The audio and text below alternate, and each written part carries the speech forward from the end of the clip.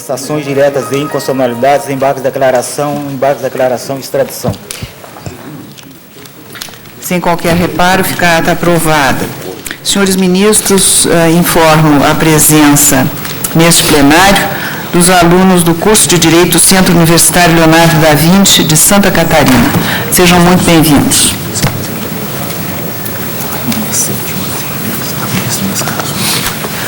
Senhores ministros, da pauta de ontem, remanesceram 3 processos que serão chamados, portanto, antes daqueles agendados para hoje.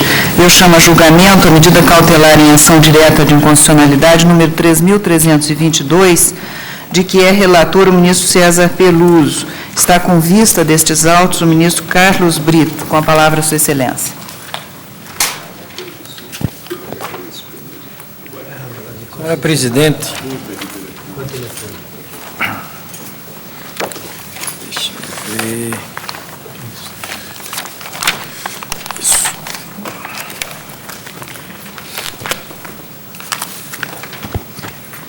Começo por lembrar que o ministro César Peluso, relator deste processo, assim resenhou a questão.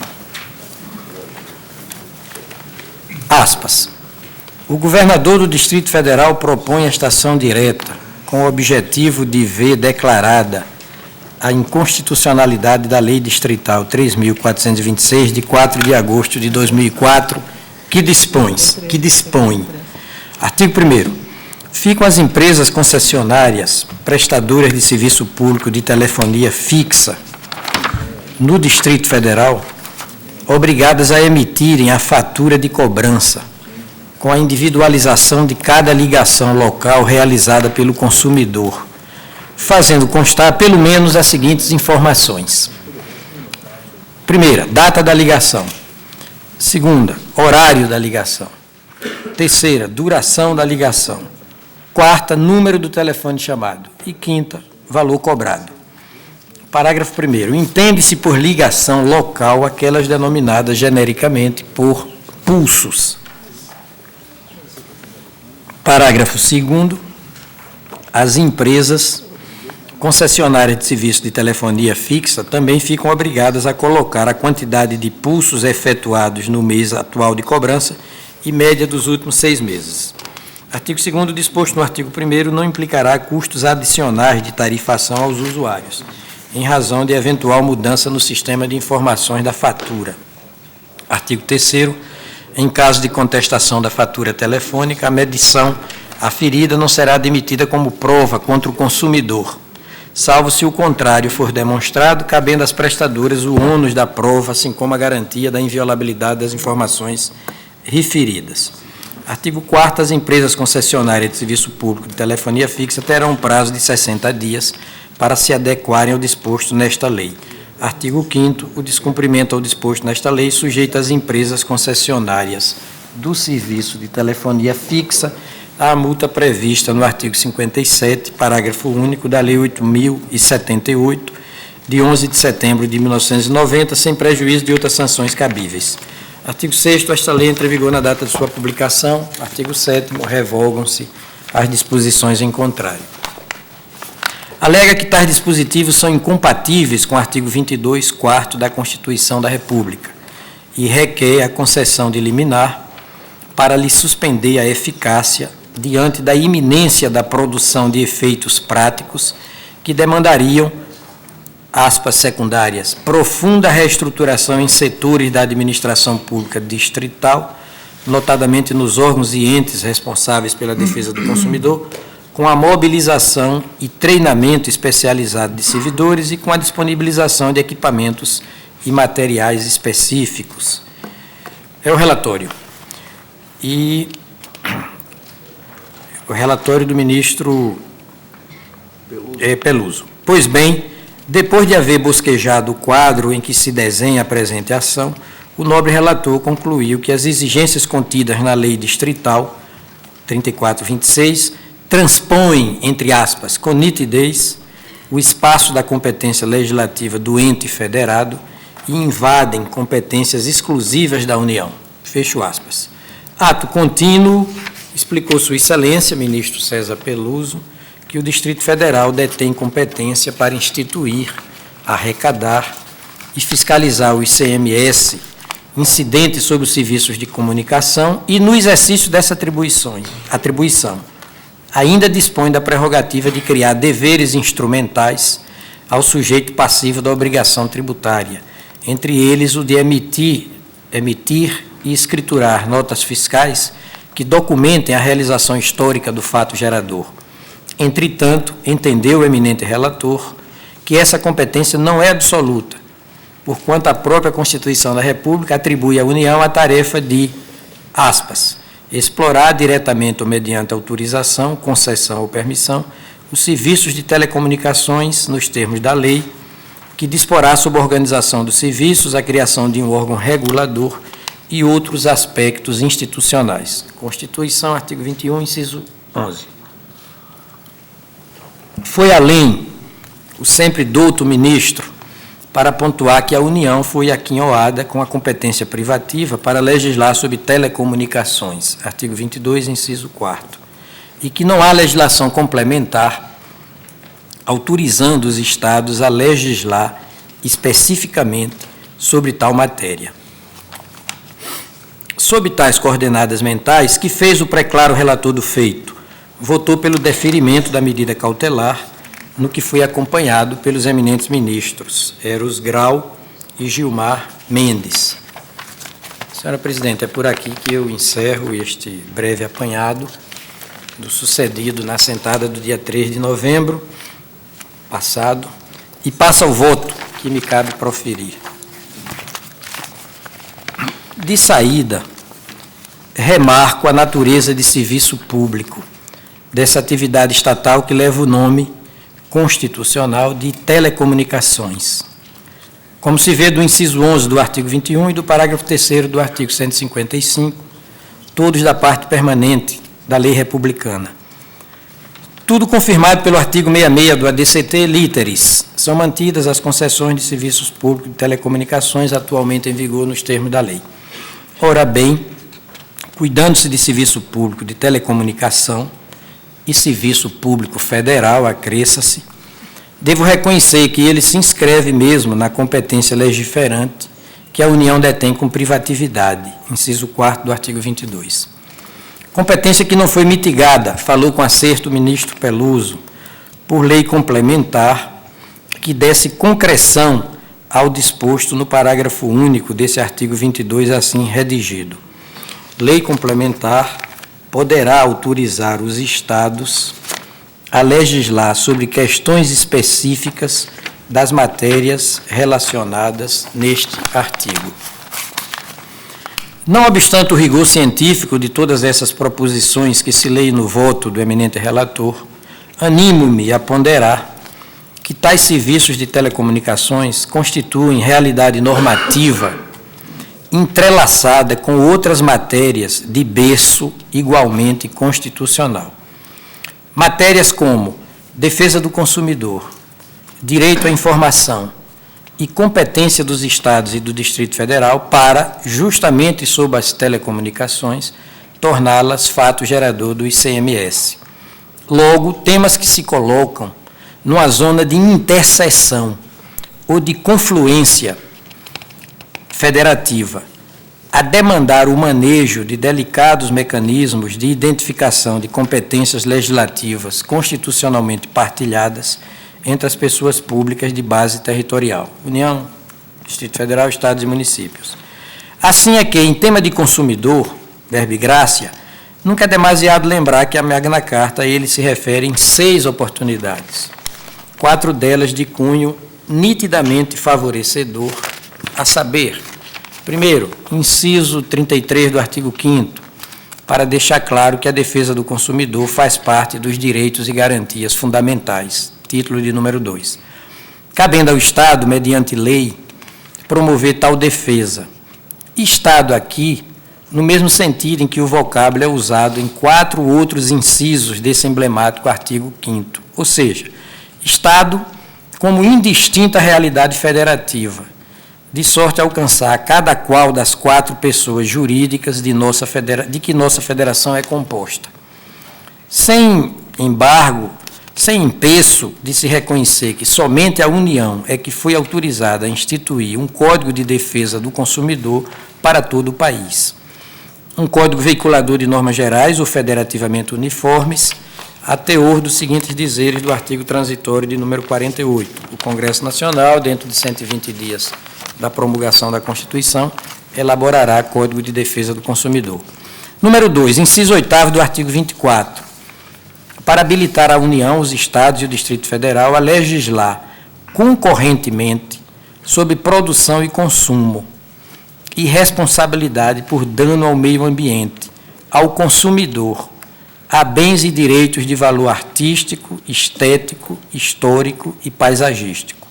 Logo, nesse tema da produção e do consumo, e mais em matéria de responsabilidade por dano ao consumidor, comprovado fica limitar-se a competência da União ao estabelecimento de normas gerais, parágrafo 1º do artigo 24, cabendo aos Estados e ao Distrito Federal laborar no campo da normatividade suplementar. Número 3, parágrafo 5º do artigo 150, para insistir no compromisso tutelar, fazendo-o pela atribuição de mais um encargo à lei, o encargo de determinar medidas para que os consumidores sejam esclarecidos acerca dos impostos que incidam sobre mercadorias e serviços. Lei aclare-se que volta a ser utilizada num contexto normativo de máxima abrangência federativa, que é o contexto das limitações do poder de tributar, seção de número 2 do 1º capítulo do título 6º, donde a competência legislativa dos Estados, do Distrito Federal e até dos municípios para, em reforço à legislação federal de defesa do consumidor, laborar nesse espaço da informação quanto às mercadorias e os serviços por eles, entes federados periféricos, tributados nos respectivos territórios. E é certo que os serviços de telecomunicações se prestam como hipótese de incidência do ICMS, imposto que se inclui na competência tributante dos Estados e do Distrito Federal, a teor da seguinte disposição, aspas, à exceção dos impostos de que trata o inciso 2 do caput deste artigo e o artigo 153, 1 e 2, nenhum outro imposto poderá incidir sobre operações relativas à energia elétrica, serviços de telecomunicações, derivados de petróleo, combustíveis e minerais do país. Parágrafo 3º do artigo 155. Número 4. Inciso 5º do artigo 170. Já agora para dizer que a defesa do consumidor, além de direito fundamental, é princípio geral de toda a atividade econômica. Isto no interior de um capítulo, que é o primeiro do título 7º, A. Tipificador do Estado como agente normativo e regulador da atividade econômica, apto, mediante lei, tanto a reprimir o abuso do poder econômico, quanto a desempenhar as funções de fiscalização, incentivo e planejamento, sendo este determinante para o setor público e indicativo para o setor privado. Parágrafo 4º do artigo 173, combinadamente com a cabeça do artigo 174. B. Capítulo incorporante do próprio artigo em que é centralmente estabelecido o regime jurídico dos serviços públicos. Artigo 175, com seu parágrafo único e 4 incisos. De maneira a patentear a exegese de que a altaneira figura do consumidor muda de nome quando se trata do uso de um serviço público. O nome que passa a ostentar é o de usuário, consumidor enquanto gênero e usuário enquanto espécie, é como penso. Debaixo de um regime jurídico prestacional que somente ganha plenitude de sentido se interpretado como um algo a acrescer às leis de proteção que a doutrina chama de consumeirista. Vale dizer, o regime jurídico dos usuários de serviços públicos não foi constitucionalmente concebido como um substitutivo do regime jurídico dos consumidores em geral, mas enquanto particularizada legislação de reforço, um plus protecional, então, para homenagear aqueles traços que são próprios do direito que assiste aos consumidores. 2 pontos. um direito fundamental, uma limitação ao poder estatal de tributar e um princípio da atividade econômica a se dotar de força irradiante, isto é, princípio que se irradia para a relação de serviço público, mormente se prestado sob forma empresarial, ora por uma empresa estatal, ora por empresa da iniciativa privada.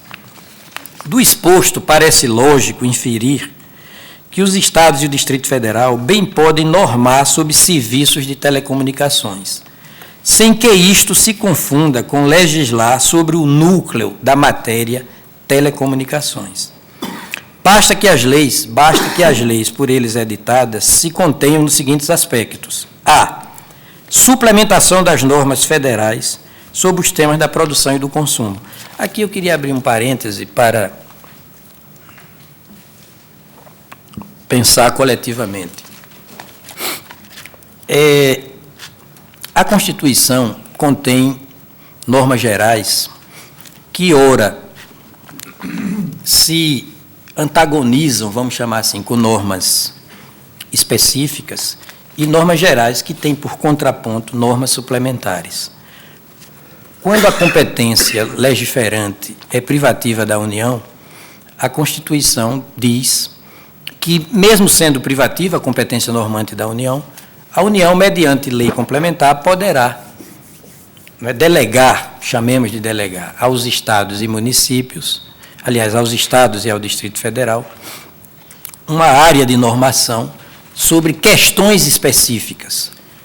Vale dizer, a matéria é de competência normativa privativa da União, mas a própria União, mediante lei federal, pode partilhar de alguma forma essa competência com os estados e o Distrito Federal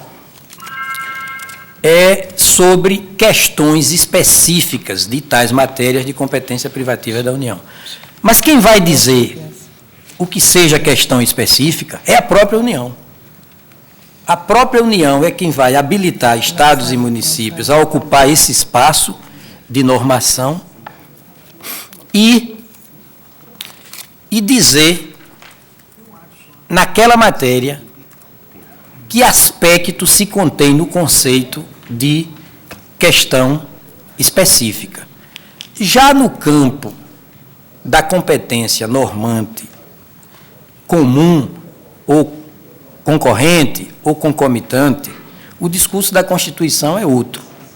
A União tem a competência para editar normas gerais, não há dúvida, mas os estados e Distrito Federal, por autoridade própria, sem precisar da boa vontade ou da condescendência da União, os estados e o Distrito Federal detêm, a título próprio, não é, a competência normativa suplementar.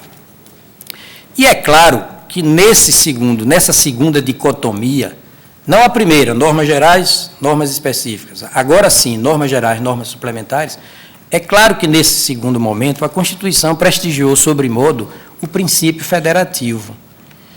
E esse tipo de norma habilitadora dos estados à prolação de normas suplementares, esse tipo de norma prestigiadora do princípio federativo, há de ser interpretado mais à solta, mais à larga, com outra particularidade. Enquanto no campo das normas gerais e das normas específicas não pode haver coincidência de área a regular, a União nem pode legislar, aliás, a União legisla sobre normas gerais, mas se recusa a legislar sobre aspectos específicos e por isso é que entrega a normação dos estados. Aqui não, no campo das normas suplementares, é da lógica, é da natureza dessas normas que a matéria seja a mesma. Porque o suplementar é o que vem por acréscimo, é o que vem para completar, é o que vem para desdobrar, é o que vem para suprir, não é, insuficiências da legislação geral.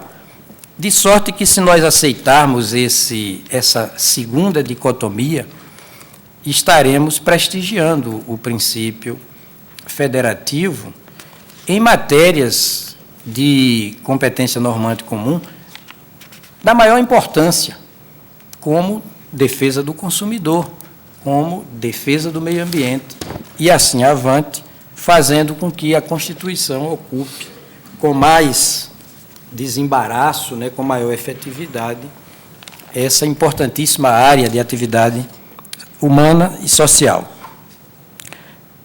Bem, senhores, do exposto eu estava a dizer, parece lógico inferir que os estados e o Distrito Federal bem podem normar sobre serviços de telecomunicações, sem que isso se confunda com legislar sobre o tema, sobre o núcleo da matéria telecomunicações. Basta que as leis por eles editadas se contenham nos seguintes aspectos. Letra A. Suplementação das normas federais sobre os temas da produção e do consumo. Suplementação, ou seja, acréscimo de normatividade, sobretudo com esse propósito de reforçar a proteção que a própria Constituição já avançou. Letra B. Prevenção e reparação de responsabilidade por dano ao consumidor que se localize no território do próprio Estado normante ou da própria unidade federada normante para alcançar o Distrito Federal. C. Estabelecimento de medidas esclarecedoras em prol desse mesmo tipo de consumidor acerca do ICMS que vier a recair sobre as telecomunicações enquanto modalidade de serviço público, donde o ínclito ministro César Peluso haver mencionado a imposição, aspas, de deveres instrumentais ao sujeito passivo da obrigação tributária, entre eles o de emitir e escriturar notas fiscais que documentem a realização histórica do fato gerador, fecho aspas. Assim, contidamente legislando, Estados e Distrito Federal ainda ocuparão legítimos espaços de atuação em uma outra matéria de índole constitucional, também rotulada como fundamental, que é o tema do direito à informação. Direito que se desfruta às expensas de todo e qualquer ente federativo, consoante os seguintes dizeres do inciso 33 do artigo 5º da Constituição. Todos têm direito a receber dos órgãos públicos informações de seu interesse particular ou de interesse coletivo ou geral, que serão prestadas no prazo da lei, sob pena de responsabilidade, com aquela ressalvada aquelas cujo sigilo seja imprescindível à segurança da sociedade e do Estado. Nessa ampla moldura, e num juízo de delibação que é próprio dos provimentos cautelares, quer-me parecer que o Distrito Federal, ao editar a Lei 3426, de 4 de agosto de 2004, não extrapolou de sua competência legislativa, porque se limitou a elaborar no campo da informação e da prevenção e reparação de responsabilidade de dano ao consumidor, além de instituir medidas para que os usuários do serviço público de telefonia fixa fossem esclarecidos acerca dos ICMS, que naturalmente incide sobre tais serviços, veiculando, além do mais, direitos que, num primeiro golpe de vista, exibem a compostura de elementares ou triviais em qualquer relação civilizada de consumo. É como dizer, direitos que nem precisariam de leis expressas para assegurá-los, pois o mínimo que se pode exigir de uma fatura de cobrança atinente ao consumo dos serviços de telefonia é que essa fatura contenha o que foi nuclearmente exigido pelo diploma distrital impugnado. Aspas, data da ligação, horário da ligação, duração da ligação, número de telefone de chamada e valor cobrado. Seria o serviço prestado. Perfeito. O consumidor com o direito de saber, não é? A extensão é do serviço, está pagando. Com a reestruturação ou suporte administrativo que se fizer necessária a concreção de tais elementares direitos. Também nos apertados domínios da formulação de juízos meramente delibatórios, penso militar a favor de leis densificadoras de direito subjetivo, que a própria Constituição rotulou como fundamental.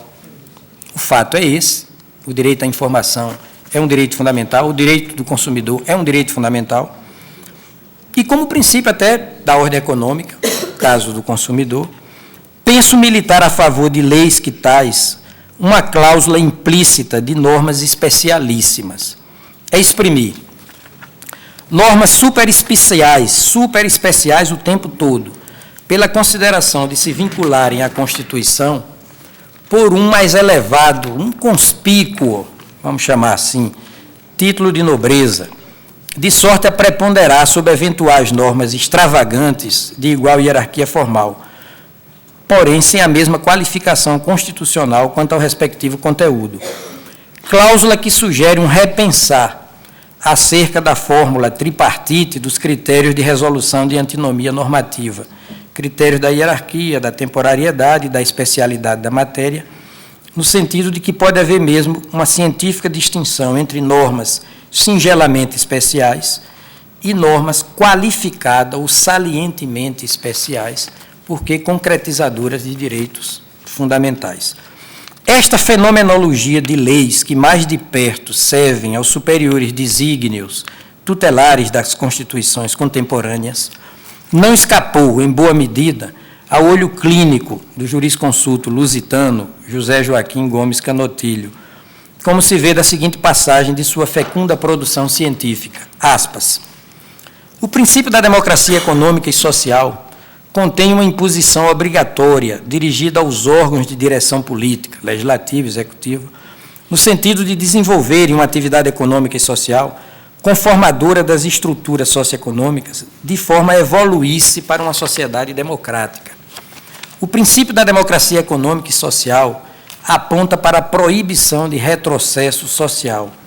A ideia aqui expressa também sido designada como proibição de contra-revolução social, ou de evolução reacionária. Com isto, quer dizer-se, SIC, que os direitos sociais e econômicos, uma vez obtido um determinado grau de realização, passam a constituir simultaneamente uma garantia institucional e um direito subjetivo. Em Direito Constitucional e Teoria da Constituição, 7ª edição, Livraria Almedina, Coimbra, 2003, páginas 338 e 340. Como reforço argumentativo, prossigo, senhora presidente, observe-se que no próprio direito infraconstitucional brasileiro, tanto o Código de Defesa do Consumidor dispõe sobre a sua aplicação às relações de serviço público, quanto a Lei de Prestação dos Serviços Públicos dispõe sobre a sua conciliada aplicabilidade com o Código de Defesa do Consumidor. Confira-se. Lei 8.078/90, artigo 4º. A Política Nacional de Relações de Consumo tem por objetivo o atendimento das necessidades dos consumidores, o respeito à sua dignidade, saúde e segurança, a proteção de seus interesses econômicos, a melhoria da sua qualidade de vida, bem como a transferência e harmonia das relações de consumo, atendidos os seguintes princípios: a racionalização e melhoria dos serviços públicos. Já a Lei 8.987/95, no artigo 7º, diz, sem prejuízo do disposto na Lei 8.078/90, que é a Lei de Defesa, o Código de Defesa do Consumidor, são direitos e obrigações dos usuários. Então, a própria União Federal, editora dos dois textos normativos, faz essa referência cruzada. Há uma referência cruzada. Tanto o Código de Consumidor dispõe sobre a sua aplicabilidade às relações entre os prestadores de serviço público e os usuários, quanto a Lei de Concessão dos Serviços Públicos faz expressa referência ao Código de Defesa do Consumidor. Como esse Código do Consumidor foi editado por expresso reclamo da Constituição, artigo 48 do ADCT, é natural que se venha a perguntar: e por que todo esse empenho da magna lei nacional em requintar na proliferação de normas tutelares do consumidor? Bem, parece-me que a resposta reside, por um lado, no reconhecimento de que a transformação do Brasil no maior parque industrial da América Latina trouxe mesmo o fenômeno do êxodo rural para os grandes centros urbanos, de maneira a deslocar para tais centros a expressiva maioria da população do país, hoje estimada em 90%. Uma população que mudou seus antigos hábitos de consumo, preponderantemente in natura, para se tornar adquirente de produtos que a indústria elabora, de todo ou em parte. O mesmo acontecendo com a utilização de serviços, que tem a sua principal razão de ser no convívio eminentemente citadino, prestados assim pelos particulares como pelo poder público, no âmbito do que se convencionou designar por setor terciário da economia.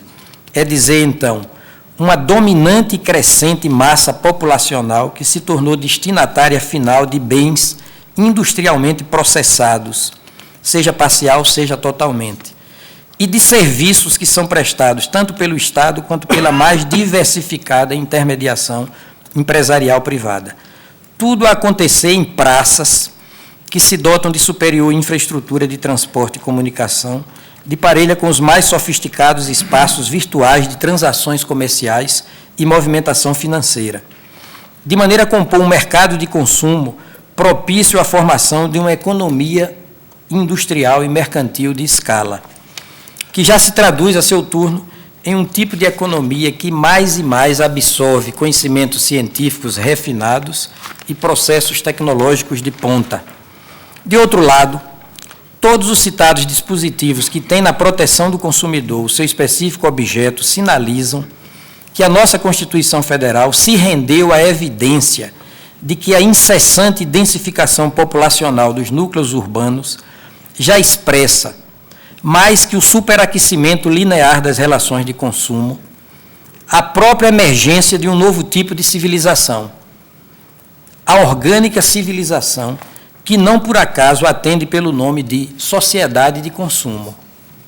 Uma sociedade amplamente dominada pelo fetiche da consumação como estilo de vida, a ponto de engendrar no imaginário coletivo uma automática associação entre poder de compra e felicidade individual, status social, tudo estimulado por um tão massivo quanto aperfeiçoado sistema de propaganda que tanto induz a artificialização de necessidades individualmente experimentadas, quanto faz da frenética aquisição de bens e utilização de serviços no mercado um valor preponderante sobre qualquer ideia de poupança.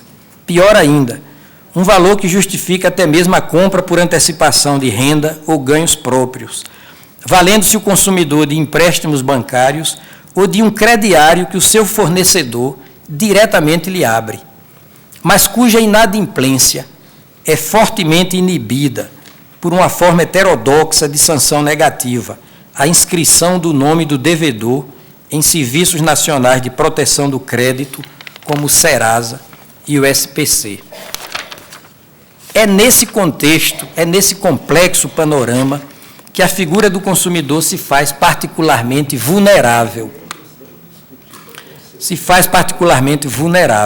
Hipossuficiente, ignorante o consumidor de que é a sua própria sensação ou a sua fantasia de elevação social que muitas vezes termina por agregar valor aos produtos e serviços por ele comprados, aos empréstimos por ele tomados, o que também concorre para que venha negligenciar no controle de qualidade com que tais produtos, serviços e créditos lhe foram propagandeados, de modo a gerar em seu desfavor a figura do enriquecimento sem causa, seja como for, ora por necessitar mesmo daquilo que adquire ou utiliza, ora por fazê-lo por artificiosa indução. O fato é que o ser humano, assim enredado nas modernas sociedades urbanas, vai protagonizando relações de consumo numa intensidade bem maior do que a vivência dos tradicionais institutos de direito civil, maior até do que as manifestações de sua própria cidadania, e mais assimilando a ideia de que a avaliação afirmativa que ele faz à sociedade passa mesmo pela pujança de sua condição de consumidor. Quer dizer, a ideia subliminar do consumidor como a principal forma de ser do homem contemporâneo. Percebe-se, por conseguinte, a marcante atualidade do texto constitucional, sua dimensão de ordem pública e o seu caráter de saliente interesse social, conforme, aliás, vocalizado pelo artigo 1º da Lei 80/78, de 11 de setembro de 1990, que diz o seguinte: o presente Código estabelece normas de proteção e defesa do consumidor de ordem pública e interesse social, nos termos dos artigos 5º, 32, 170, inciso 5º da Constituição Federal e artigo 48 de suas disposições transitórias. A justificativa da entrega da matéria que lhe serve de recheio aos cuidados legislativos e administrativos de todas as pessoas estatais de natureza federativa.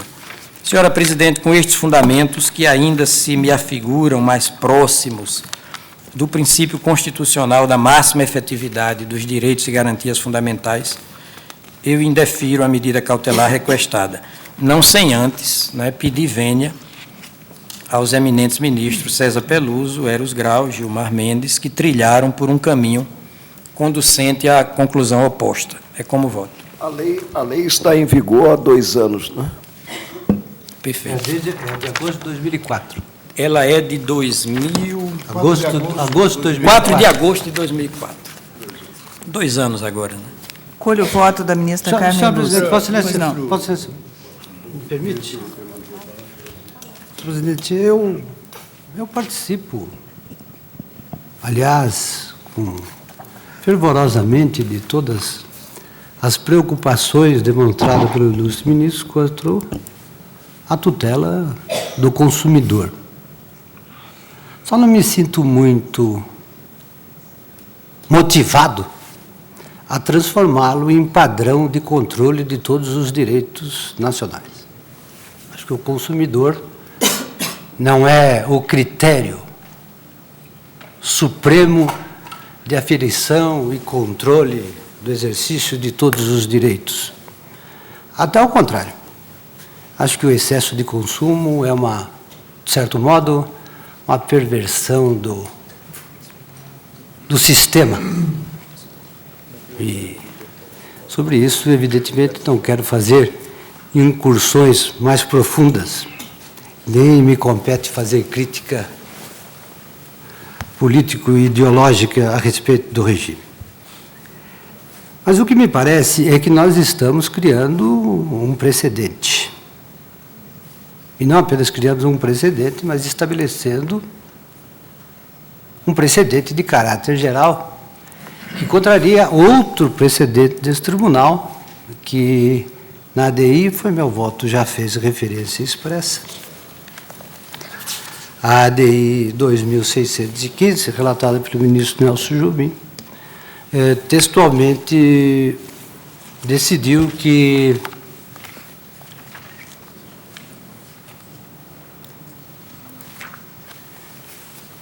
o Estado não pode regular forma e condições de cobrança em matérias pelas empresas de telecomunicações, porque se trata de maneira privativa da União. Neste caso, o que está em jogo, em primeiro lugar, a mim me parece, e como já afirmei no meu voto, que foi muito sucinto, é confrontar os limites da competência da União e da competência concorrente do Estado. Que se trata de uma matéria que exige, a meu ver, normas de caráter geral para todo o país, isso me figura muito claro.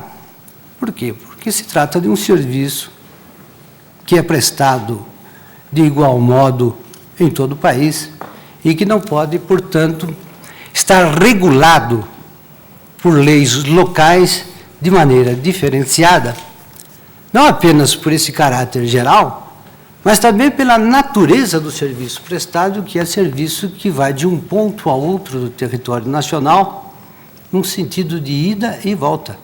Mas a lei apenas disciplina as ligações locais.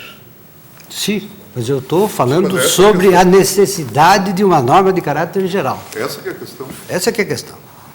Só as ligações locais. Não, mas as ligações do Distrito Federal. E aí no Sergipe nós temos uma outra disciplina. Outra disciplina? Esse é que é o problema. Agora, há precedentes do tribunal, né, enfatizando o Código Consumidor.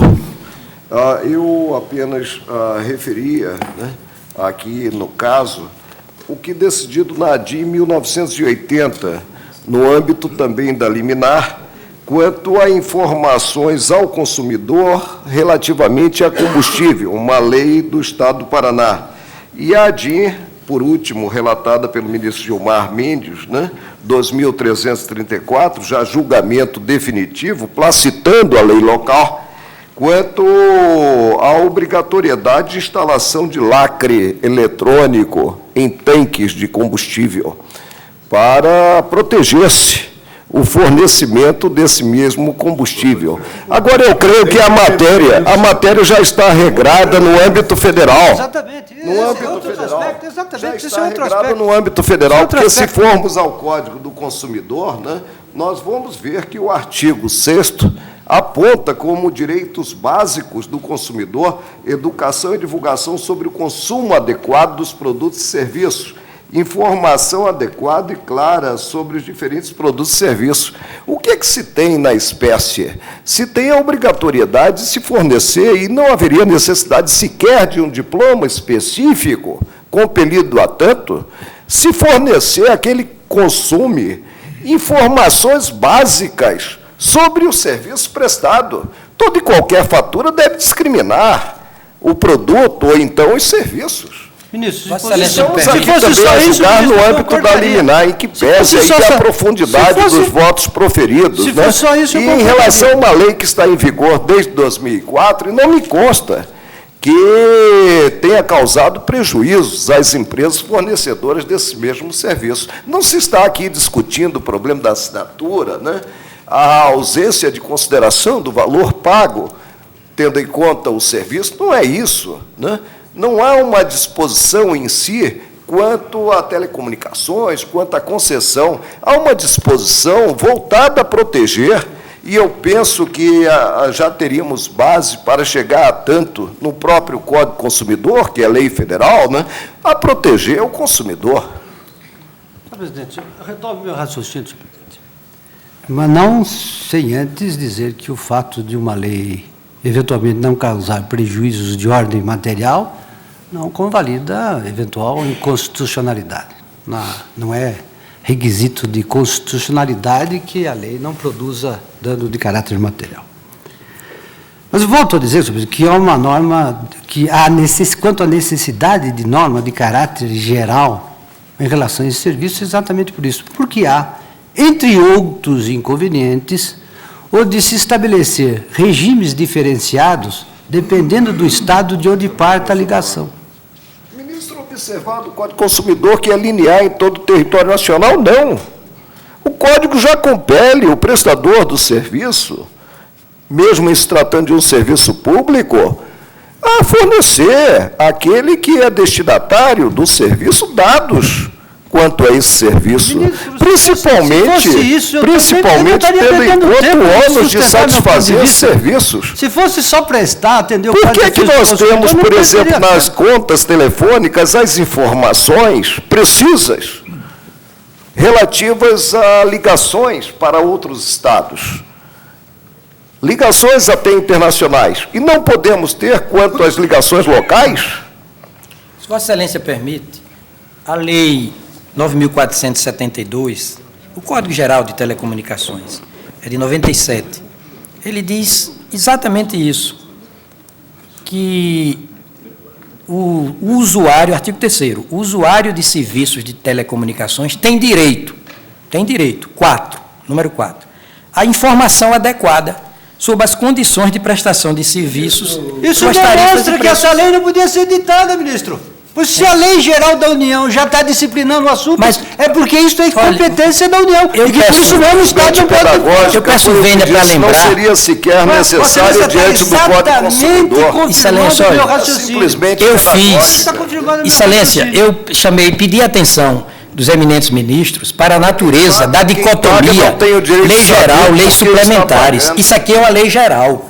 Aí o Distrito Federal, no exercício da sua competência suplementar, que decola diretamente da Constituição, especificou, detalhou. Mas está correto. Não está suplementando nada. Está suplementando. Não está suplementando nada. Porque isso aqui é insuficiente. Me parece que não, Vossa Excelência me permite, eu ainda não comecei, é que eu não consigo terminar meu voto. Vou mostrar que essa lei não se limita a exigir informações. Nós guardamos na memória o voto de Vossa Excelência, que inclusive foi distribuído a seus pares. Mas Vossa Excelência tem uma retentiva acima do normal, porque nem eu me recordo do meu voto inteiramente. Precisei ler agora. Vossa Excelência é um caso invulgar de memória. Não, o voto foi distribuído, está na bancada. Sim, mas foi distribuído. Vossa Excelência é o único que tem capacidade de se lembrar de todos os votos que foram distribuídos. Não tenho memória de elefante. Não tenho memória. O que eu tenho aqui é uma peça. Eu não sei quem distribuiu essa peça, contendo o relatório e o voto de Vossa Excelência. Sim. Eu não fui atrás desse voto. Não, mas Vossa Excelência está querendo saber qual é o voto que eu estou proferindo agora. Não, eu creio que Vossa Excelência, diante da argumentação do ministro Carlos Aires Brito, deve até evoluir. Não, deixa eu terminar o voto. Eu vou tentar demonstrar que esta lei não se limita a repetir normas federais de exigência de informação ao consumidor. Que a lei distrital, eventualmente, e uma lei estadual possa dispor sobre deveres instrumentais ligados à cobrança do tributo e a especificidades de faturas, isso não há dúvida nenhuma. Mas isso, evidentemente, por restrição da própria natureza da matéria, deve estar ligado apenas à questão de imposto. O artigo 1º, por exemplo, exige a discriminação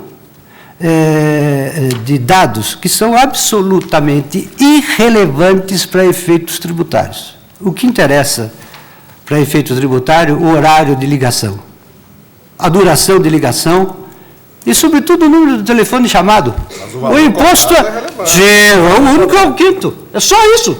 Mas, além do quinto, há outros. Há outros 4 outros que não dizem respeito absolutamente a nenhuma circunstância da relação jurídico-tributária. Estão interligados, ministro. Ou para efeito de tributo, basta dar qual é o fato gerador e o valor cobrado. Pronto. Não há... A duração mas, evidentemente, essa lei não tem nada de caráter tributário, nada. Aliás, o voto do ministro Carlos Brito demonstra bem. Todo o enfoque do voto de Sua Excelência é sobre o aspecto de defesa do consumidor. Não, mas eu e não de defesa dos tributos distritais. Eu falei também. Como fato gerador de tributo. O valor da operação. É só isso. Valor cobrado, ponto final. Mas isso, evidentemente, mas isso é uma coisa cobrado, tão óbvia que nem precisava vir de lei. Isto é, não é possível que a empresa concessionária não ponha na fatura o valor cobrado. Mas a boa procedência também desse valor cobrado. Perfeito. Bem, demonstração. Estou tentando demonstrar que esta lei não exige apenas coisas ligadas à matéria tributária. Mas, no parágrafo 1º, ela dispõe textualmente sobre matéria objeto do contrato de concessão e matéria própria de telecomunicações, que é a unidade de tarifação. Ele faz, entende-se por ligação local aquela denominada generalmente por pulsos, o que impede que seja considerada qualquer outra unidade de tarifação que esteja estabelecida em caráter geral e esteja no contrato de concessão do qual o Distrito Federal não faz parte. Eu recebi um memorial que destaca, a meu ver, com muita propriedade, que o que impede que a legislação e os contratos de concessão estabeleçam outras unidades. Aliás, como os contratos novos vêm fazendo, não se trata mais de pulso, mas se trata de minuto a unidade de tarifação. O que prova a exaustão que esta matéria não diz respeito a direito estrito do consumidor e muito menos a matéria tributária. Diz respeito à política de telecomunicações. Pois não. Mas, vou continuar. Não é só, a lei não é só isso. Só uma observação rápida. É que essa lei, na verdade, está se tornando obsoleta, porque as empresas de telecomunicações vão passar a cobrar por minuto. Agora, no próximo... É bom eu agradeço o subsídio ao meu raciocínio. Ministro Peluso, é que, no particular, a lei do Distrito Federal reproduz a local, não discrepa em nada da legislação federal, inclusive quanto à unidade de medida chamada pulso. Os novos contratos, a unidade de medida dos novos contratos são minutos. Ela perde, né, evidentemente, a eficácia. O que eu quero dizer... Por que ela perde a eficácia, ministro? Se ela tem competência para dispor sobre isso, não perderia eficácia. Tem que se adaptar a isso no Distrito Claro, Federal. não se pode, exatamente. No momento em que é editada, ela se harmonizou com a legislação competência federal. para disciplinar esta matéria, a lei federal não pode modificar essa Não norma. eram pulsos? Era. Como conciliar isso com a exigência de uma outra medição, que é a medição por minuto? Por minuto. Como? O que prova que, na verdade, isso exige uma regulação Só de nacional caráter geral. universal. Bom, mas não é só. Não, a lei não fica só nisso. A lei não fica só nisso. Parágrafo 2º. As empresas concessionárias de serviço por telefonia fixa também ficam obrigadas a colocar a quantidade de pulsos efetuados no mês atual de cobrança e a média dos 6 últimos meses. Informação. A troco. Para o consumidor ser informado. Ué, o consumidor não recebe todo mês? Por que precisa saber 6 vezes sobre aquele consumidor que não tem memória do ministro? Quanto às contas de água. Consumidor que não tem a memória do ministro. Ele não lembra mais, não guarda mais as tarifas, as notas fiscais anteriores. Então a educação do consumidor, para saber o que está gastando. E, na verdade... Tudo bem, ministro. Mas se nós formos educar o consumidor invadindo competência legislativa, nós não ficamos... É que a educação do consumidor está prevista... Sim, mas a gente deseduca o cidadão em respeito às normas constitucionais. Nós podemos educar o consumidor e deseducamos o cidadão. Eu sempre fico a favor do cidadão contra o consumidor. Bom, parágrafo 2º. Não diz nada a respeito de tributo, não diz... Não. O consumidor é um tipo sociológico muito definido. Somente nós não somos consumidores. Também somos, ministro. Artigo 2º. O disposto do artigo 1º não implicará custos adicionais. Está proibindo a concessionária de fazer cobrança e interferindo em condição do contrato. Ou seja, pela simples prestação das informações, o disposto não pode ser onerado. É apenas isso. Isto não é matéria reservada à competência do Distrito Federal, é matéria reservada à legislação federal e ao contrato. É o contrato que regula a matéria, ministro. É o contrato que regula a matéria. Artigo 22 da Constituição. Sim, mas... Não aplicará custos adicionais em razão de eventual mudança no sistema de informação de faturas. Interferindo no contrato. Olha, eu não sei o que vai sobrar para a defesa do consumidor. consumidor. Não, fica aí, fica mais, ministro. Não sei o que vai sobrar para a defesa do consumidor em nível de Estado e Distrito Federal. Mas vamos ver um pouco se mais for por essa interpretação. Ministro, vamos continuar aqui na minha tentativa de demonstrar que essa lei não diz respeito estritamente à defesa do consumidor. Artigo 3º. Em caso de contestação da fatura telefônica, a mediação aferida não será admitida como prova contra o consumidor, dispondo sobre norma de caráter processual. Dispondo sobre prova. Salvo se o contrário for demonstrado, cabendo às prestadoras o ônus da prova, assim como a garantia da inviolabilidade das informações aferidas. Está disposto. Código de Processo Civil específico da tarifação do Distrito Federal. Artigo 4º. As empresas terão prazo de 60 dias para se adaptar ao disposto nesta lei, impondo à concessionária uma obrigação que eventualmente não está previsto no contrato, porque nenhum contrato prevê que deva se adaptar a esta lei superveniente do Distrito Federal. E artigo 5º, impõe multa por descumprimento. Artigo 5º, impõe multa por descumprimento. Em outras palavras, está tratando de assuntos que não dizem respeito à competência legislativa do Distrito Federal.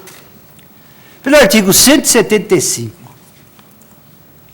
inciso 3 da Constituição, compete à lei federal dispor sobre política tarifária.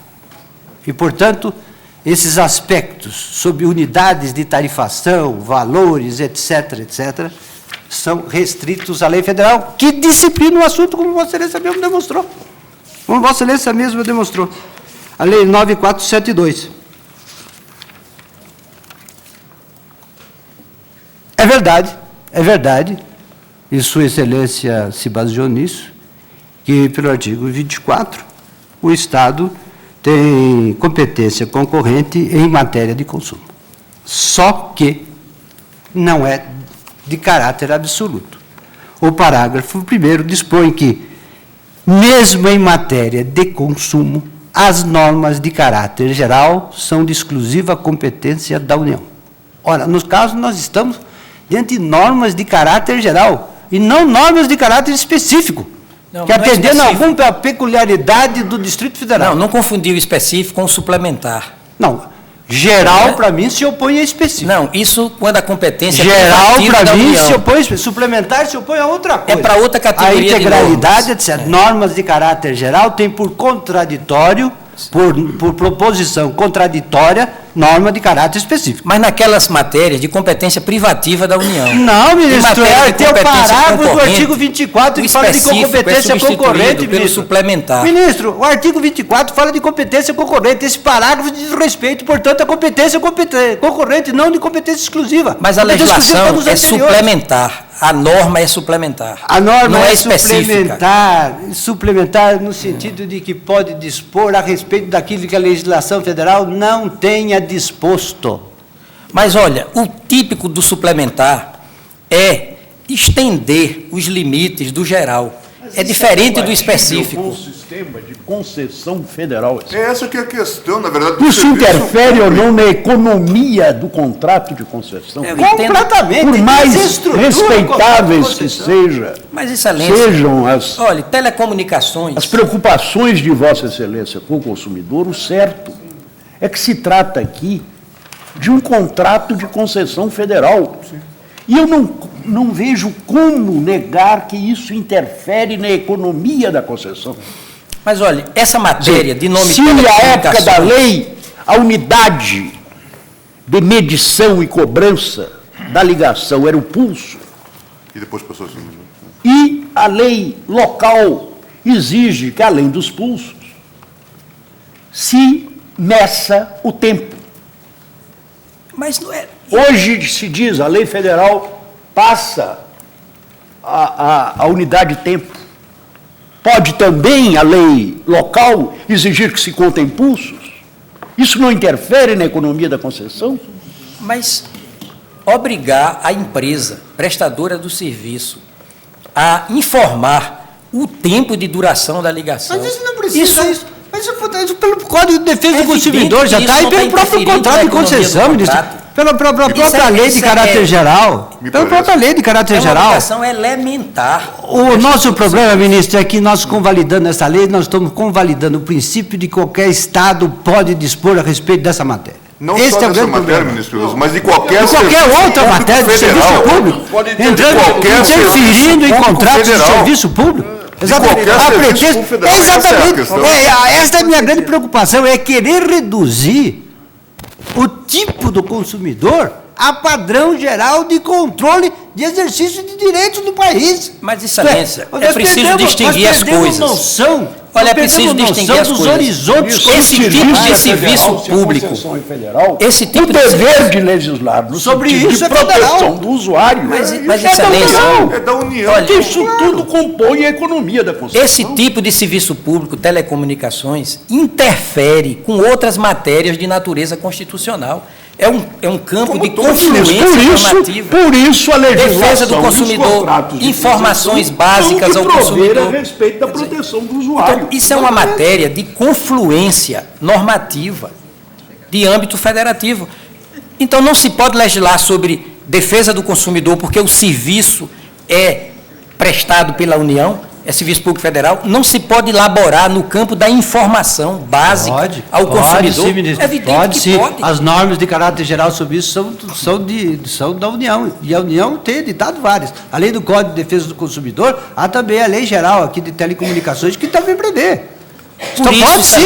Não há proibição de legislar esse respeito de assunto. Por isso que eu pedi a atenção dos eminentes colegas para a natureza jurídica, o regime jurídico da normatividade suplementar, que logicamente opera por acréscimo, por reforço. Sim, mas senão não seria suplementar. Já mostrei para Vossa Excelência que não é só essa, ele está interferindo no Estatuto da Concessão, está interferindo na economia do contrato, do equilíbrio contratual. E nós estamos lidando com... Está impondo obrigações à concessionária. Estamos lidando com direitos fundamentais que reclamam um tipo de hermenêutica diferenciado.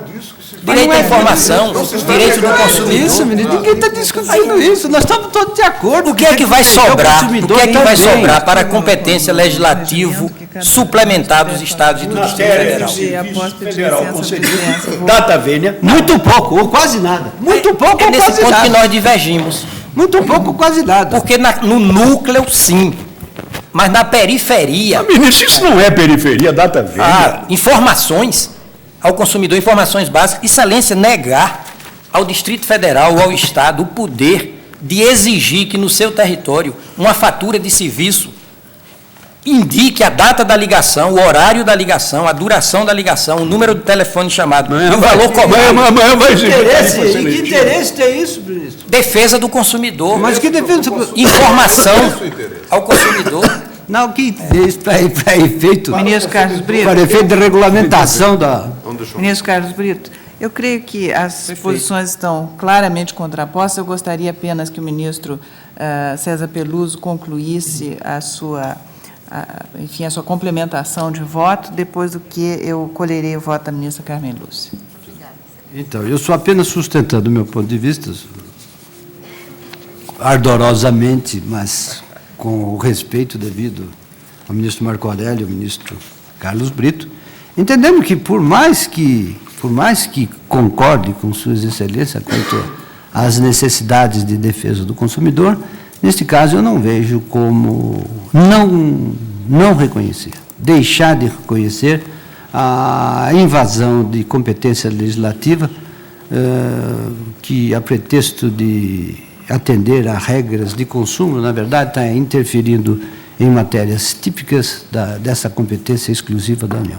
Razão por que eu peço vênia a Vossas Excelências para manter meu voto inicial, pela qual eu deferi a liminar.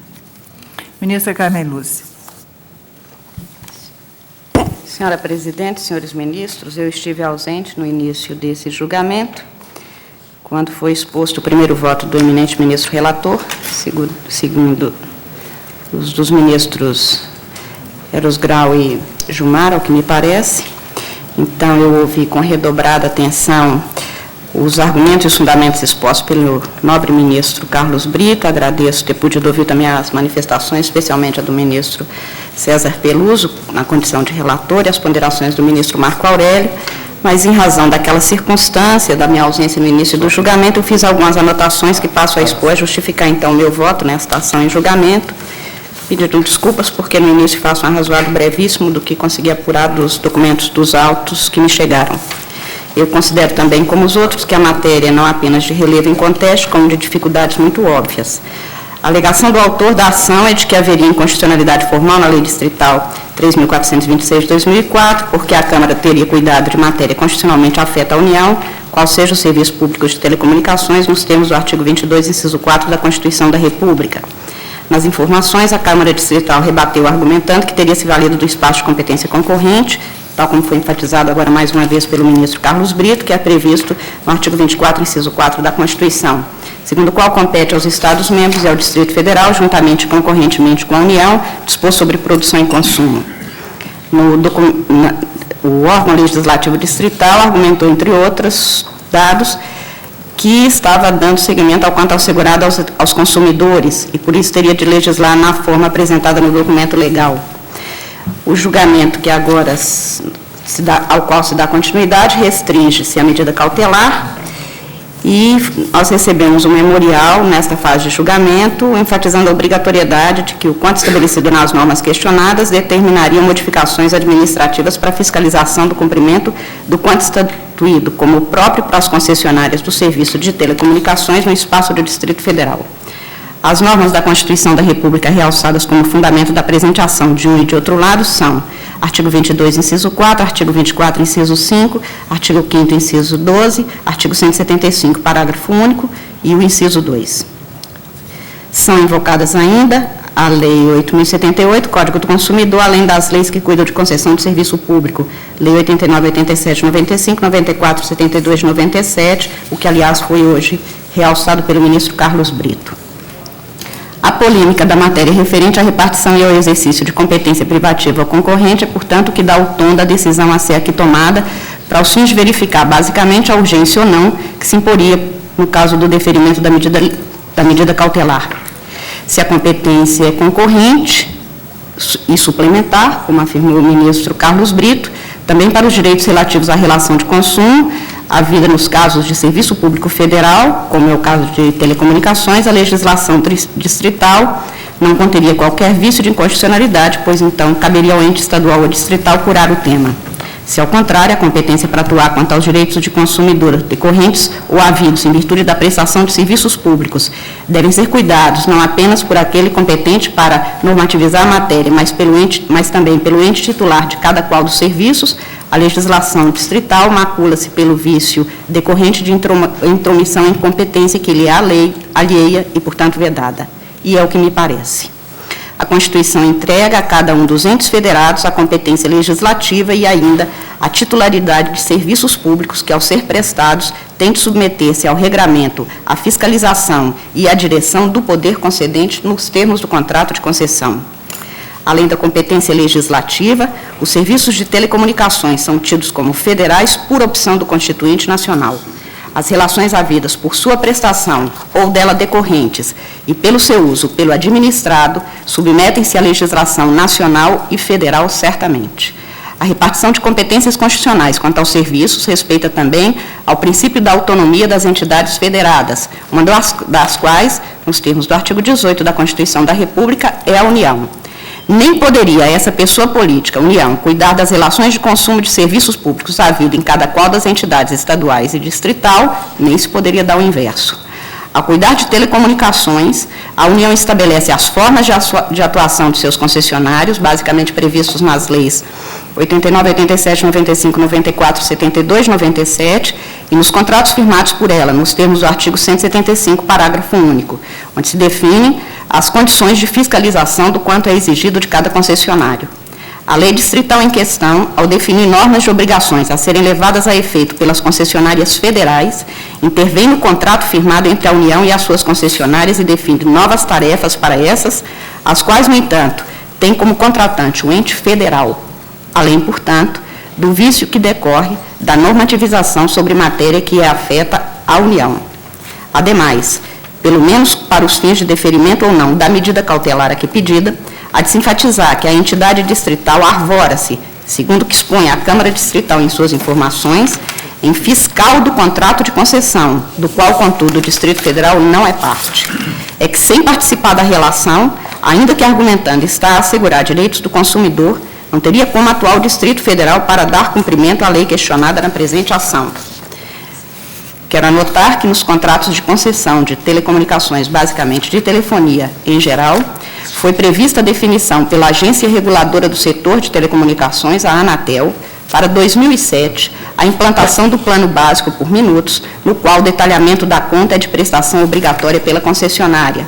Este plano, que seria inicialmente implantado no ano em curso, 2006, concretiza exatamente o direito de todo e qualquer usuário deste serviço no Brasil em condições de absoluta igualdade a ter acesso a todos os dados das ligações que são feitas e recebidas de número de telefone por minuto.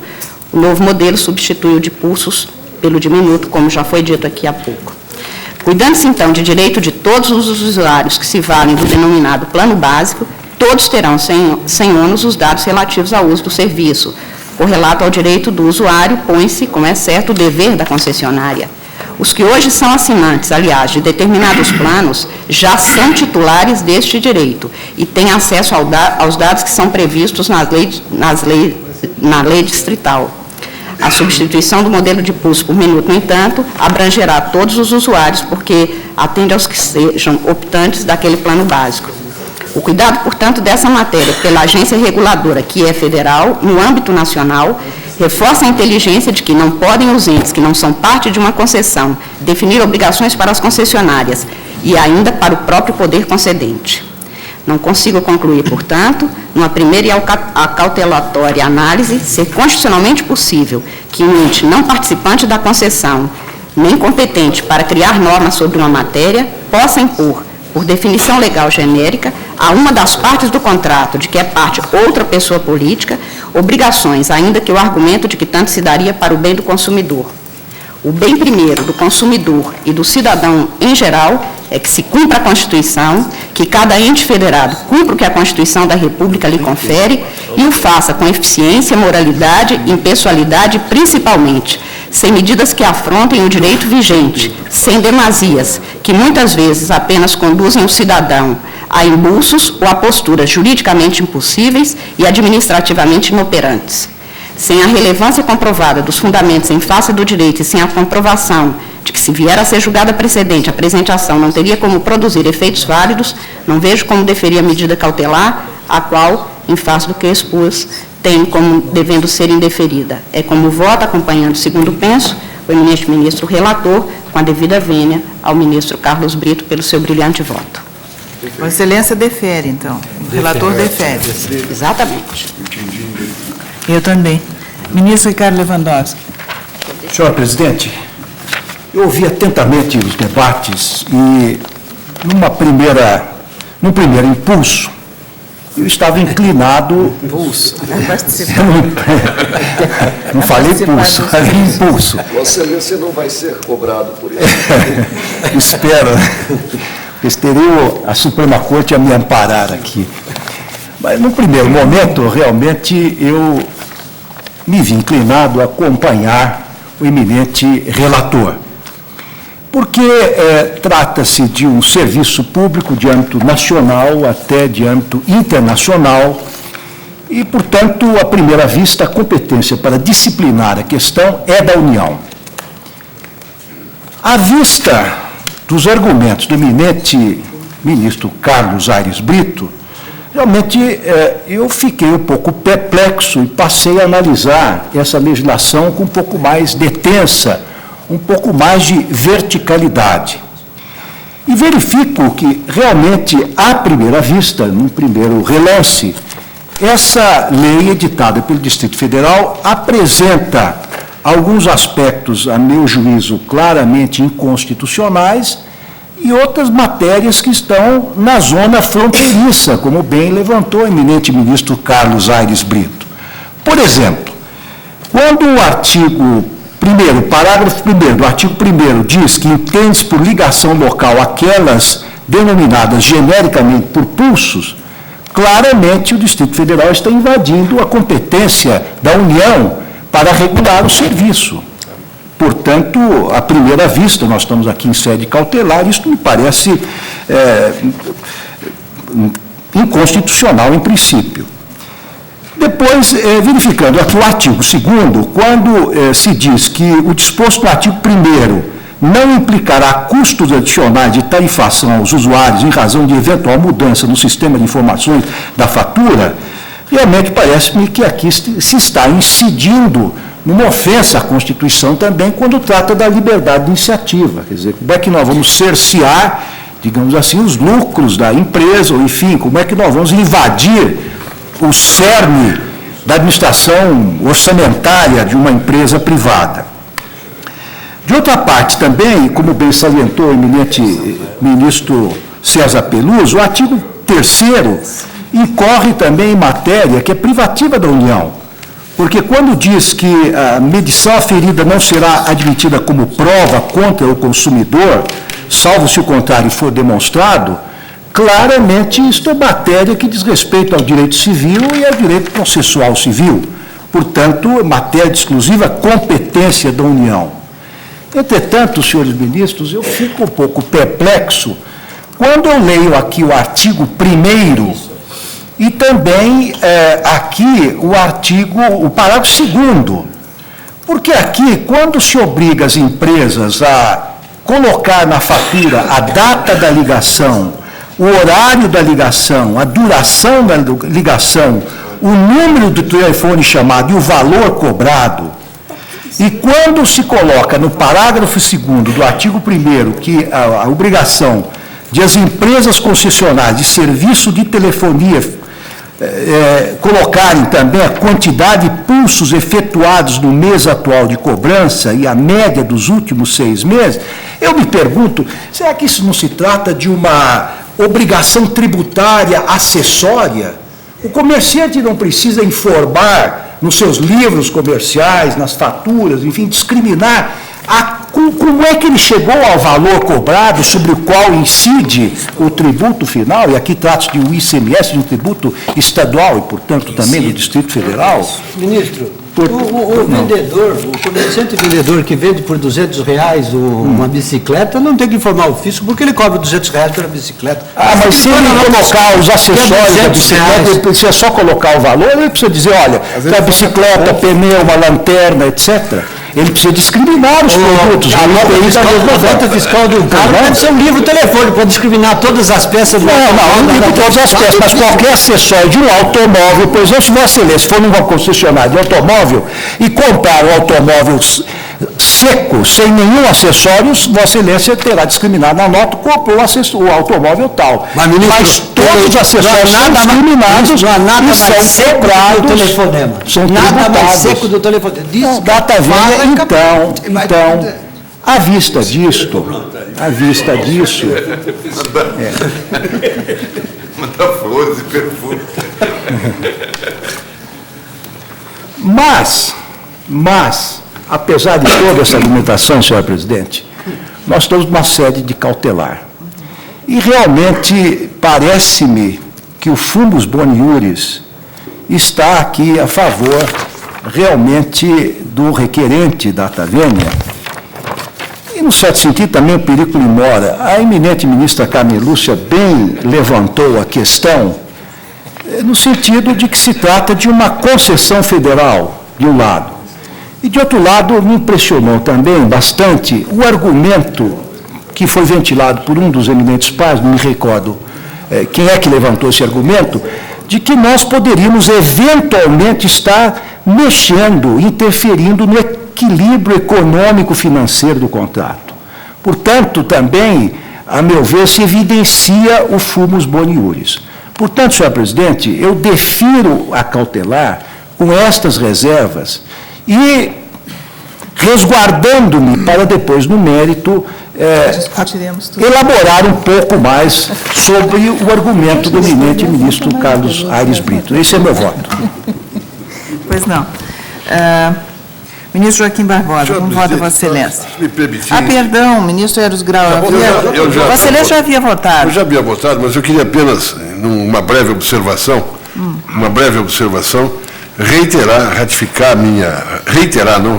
ratificar, não retificar o meu voto, fazendo essas duas observações muito rápidas. É que todos os princípios constitucionais atinentes à defesa do consumidor deverão ser observados por quem tem a competência para tratar da matéria de telecomunicações, que é a União.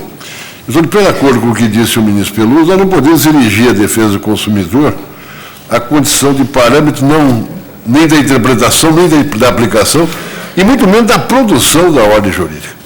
É preciso compreender que o usuário do serviço público, antes de ser consumidor, ele é cidadão. Ele é usuário do serviço público porque ele é cidadão. E aí, qualquer cidadão pode ser usuário do serviço público. Já o consumidor, não. É só aquele que é munido de capacidade financeira para chegar ao mercado. E essa é uma minoria. Essa é uma minoria na sociedade brasileira. De mais a mais, o princípio da defesa do consumidor não tem absolutamente nada de libertário em defesa da sociedade, mas é apenas um mecanismo de modernização e de legitimação capitalista que substitui a velha regra do acumular e por consumir, porque é exatamente da produção do ato de consumo que se reproduz o capital.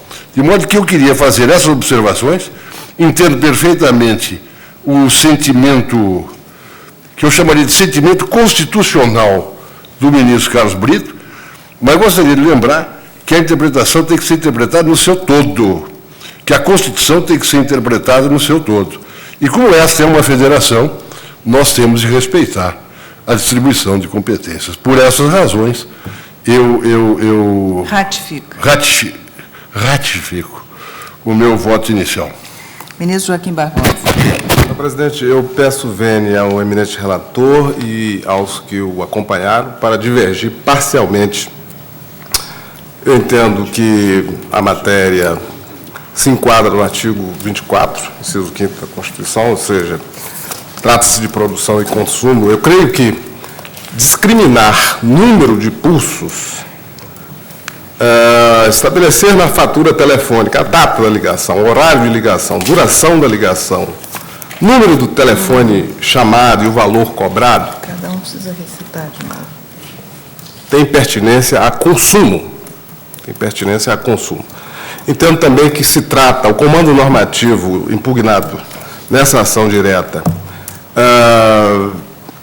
trata de uma medida que impõe transparência e suprime a opacidade que existe na relação entre o consumidor do serviço telefônico e o prestador. Opacidade essa que confere um imenso poder unilateral de imposição, não é, a um dos polos da relação. Até hoje, essa informação discriminada sobre as ligações locais, que existe, a informação que existe, sempre esteve no domínio único e absoluto do prestador de serviço, sendo praticamente impossível para o consumidor questionar qualquer ato referente a ligações dessa natureza. Com relação, esse é o meu ponto de vista, com relação ao artigo 1º, vejo, porém, o fumus boni iuris no que diz respeito aos demais dispositivos. E o perigo mora também, porque se trata de dispositivos que dizem respeito a normas gerais e também a regulamentação do serviço de telecomunicações.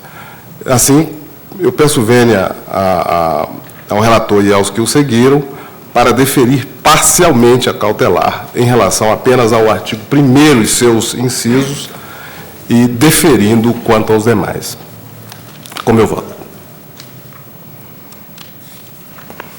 Ministro... Senhora Presidente.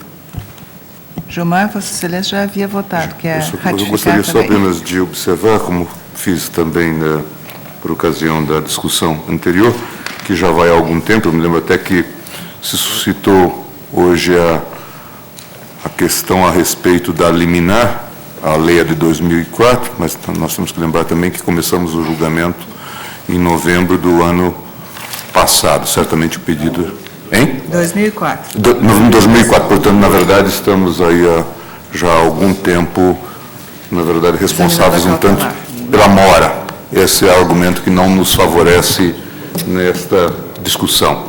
Por outro lado, se nós, embora deva reconhecer que tivemos hoje uma tarde esplendorosa em termos de debates e de múltiplas perspectivas do direito constitucional, mas se nós pudéssemos conceber e trilhar essas relações, ou conceber essas relações a partir desta perspectiva do direito do consumidor, talvez esta passasse a ser a norma vetor, pelo menos em relação a todos os serviços públicos em geral, e restasse realmente esmaecida a competência da União para regular esses múltiplos serviços aí, telecomunicações, energia elétrica e tantos serviço postal, né, e tantos outros, porque certamente haveria sempre a relação de consumo. Nós temos feito esse esforço de fazer um distinguishing, quando discutimos aqui o Código do Consumidor em relação aos bancos. Temos discutido também aquelas regras que impõem aos bancos o respeito às filas, etc., como regras de competência local. Portanto, mas aqui me parece que não há como fugir a este núcleo do serviço público, e essa é a questão central. Na verdade, se está a regular o serviço público de telecomunicações, como já havia assentado o voto do ministro Peluso, e depois também o belíssimo voto da ministra Carmen Lúcia.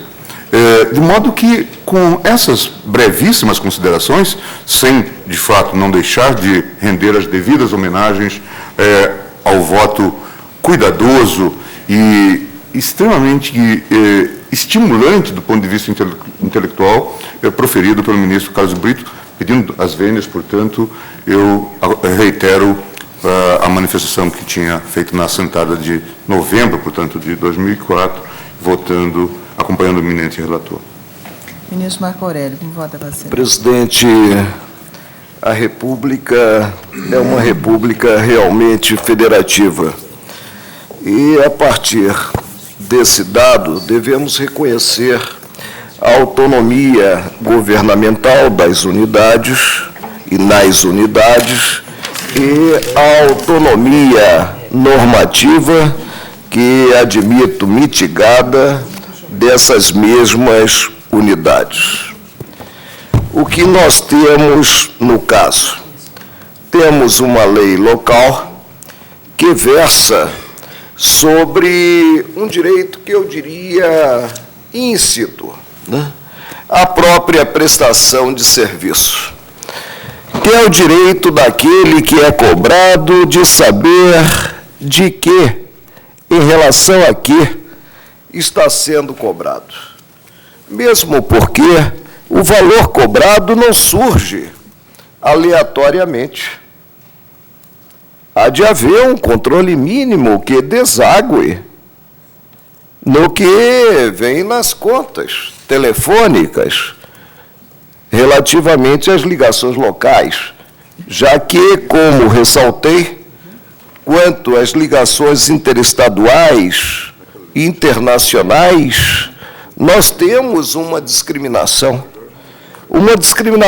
quanto ao aparelho destinatário da ligação em si, a data da ligação, o horário da ligação e o tempo que perdurou essa mesma ligação. Não haveria sequer necessidade de ter-se a explicitação que está no artigo 1º da Lei 3.426, de 4 de agosto de 2004, a explicitação de que aquele que arcará com o ônus decorrente da fatura tem o direito de saber a data em que prestado o serviço, o horário da ligação efetuada, que desagou nesse mesmo serviço e consubstanciou esse mesmo serviço, a duração da ligação, o número do telefone chamado e o valor cobrado relativamente a essa mesma ligação. Não haveria necessidade de ter-se essa explicitação que, meu Deus do céu, é inerente a toda e qualquer fatura, de serviço. Ao bônus corresponde o ônus. Não há aqui interferência quanto ao contrato de concessão. O que há é simplesmente um balizamento, a explicitação de um balizamento do próprio serviço a ser prestado. Aludia ao Código do Consumidor. E a lei, ela veio a suplementar, diria mesmo, veio a atuar no campo simplesmente pedagógico, quanto ao que é assegurado no âmbito federal por legislação federal emanada do Congresso Nacional. O artigo 6º do Código do Consumidor é explícito ao revelar que são direitos básicos, mínimos, minimorum, do consumidor, a educação e divulgação do consumo adequado dos produtos e serviços, a informação adequada e clara sobre os diferentes produtos e serviços, com especificação correta de quantidade, características, composição, qualidade e preço, bem como sobre os riscos que apresentem. Atuou, a meu ver, o Distrito Federal, mediante a Câmara Legislativa, a partir do disposto no artigo 24 da Constituição Federal, que a todos submete, e que reserva, no tocante à proteção do consumidor, quase uma dezena de artigos. Atuou no campo do gênero direito econômico. Atuou mais, tendo em conta o inciso 5º do artigo 24, que versa competir à União, aos Estados e ao Distrito Federal legislar concorrentemente sobre produção e consumo. Digo mesmo que está em jogo a dignidade do homem, no que ele é cobrado e não tem o direito de saber por que está sendo cobrado, a menos que se invente um medidor para se acoplar aos aparelhos telefônicos e ter-se como controlar as ligações na própria residência. O que até agora não existe tecnologicamente. Até a febre da gente tem um medidor próprio, que é o termômetro. Mas telefone não vejo como o consumidor, e eu diria que todo cidadão é consumidor, pode não ser de um serviço, de um produto específico, dependendo da gradação econômica desse mesmo serviço ou produto. Né? Não vejo como haver um controle mínimo por parte do consumidor, se na fatura não há discriminação do serviço prestado. Se é possível lançar-se, eu imagino que haja um controle nas empresas de telecomunicação, lançar-se um valor que o destinatário, aquele que está obrigado a satisfazê-lo, não tem como perquirir se procedente ou não.